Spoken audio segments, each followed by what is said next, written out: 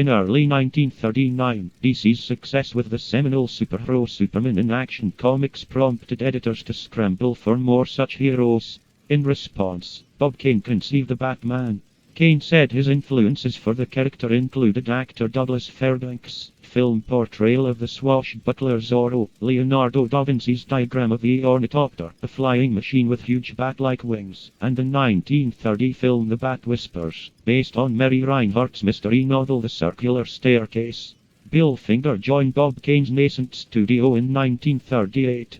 An aspiring writer and part-time shoe salesperson, he had met Kane at a party, and Kane later offered him a job ghostwriting the strips Rusty and Clip Carson. He recalled that Kane had an idea for a character called Batman, and he'd like me to see the drawings. I went over to Kane's, and he had drawn a character who looked very much like Superman with kind of reddish tights, I believe, with boots, no gloves, no gauntlets, with a small domino mask, swinging on the rope.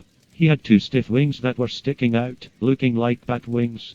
And under it was a big sign, Batman. Finger said he offered such suggestions as giving the character a cowl and scalloped cape instead of wings, adding gloves, leaving the mask's eye holes blank to connote mystery, and removing the bright red sections of the original costume, suggesting instead a grey and black color scheme. Finger additionally said his suggestions were influenced by Lee Fox the Phantom, a syndicated newspaper comic strip character with which Kane was familiar as well. Finger, who said he also devised the character's civilian name, Bruce Wayne, wrote the first Batman story, while Kane provided art. Kane, who had already submitted the proposal for Batman at DC and held a contract, is the only person given an official company credit for Batman's creation. Comics historian Ron Goulart, in Comic Book Encyclopedia, refers to Batman as the creation of artist Bob Kane and writer Bill Finger. According to Kane, Bill Finger was a contributing force on Batman right from the beginning. He wrote most of the great stories and was influential in setting the style and genre other writers would emulate. I made Batman a superhero vigilante when I first created him. Bill turned him into a scientific detective. The character debuted in Detective Comics issue 27 in May 1939 and proved a breakout hit. Within a year, Kane hired art assistants Jerry Robinson initially as an inker and George Rousseau's backgrounds artist and letterer.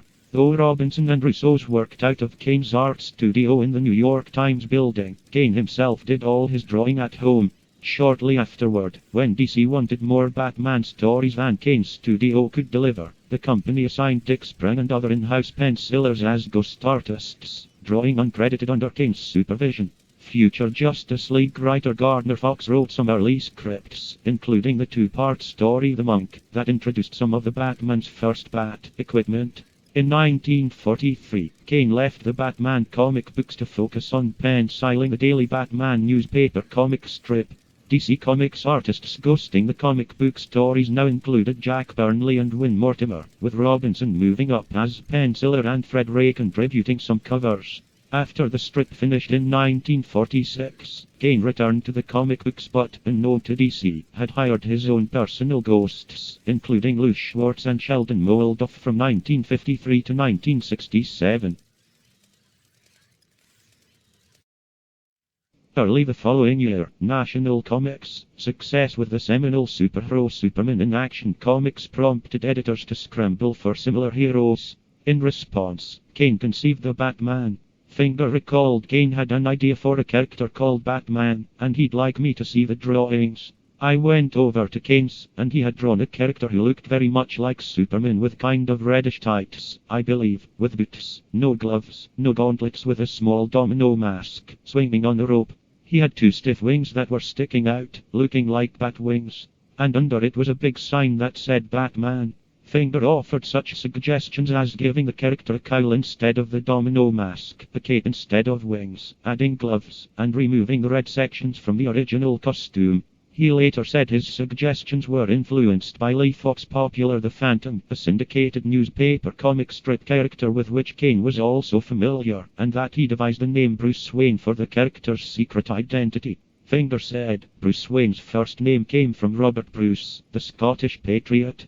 Wayne, being a playboy, was a man of gentry. I searched for a name that would suggest colonialism. I tried Adams, Hancock, then I thought of Mad Anthony Wayne. Kane decades later in his autobiography described Finger as a contributing force on Batman right from the beginning. "I made Batman a superhero vigilante when I first created him.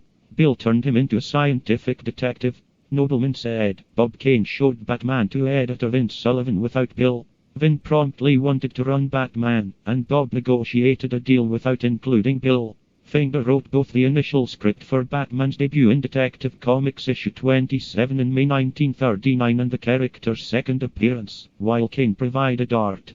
Batman proved a breakout hit, and Finger went on to write many of the early Batman stories, including making major contributions to the Joker character. Batman background artist and letterer George Russo's recalled, "What was good about Bill was that whenever he wrote a plot, he did a lot of research for it. Whether the setting was a railroad station or a factory, he would find a photo reference, usually from National Geographic, and give Bob all the research to draw from. He was very orderly and methodical. His only problem was that he couldn't sustain the work. He couldn't produce material regularly enough.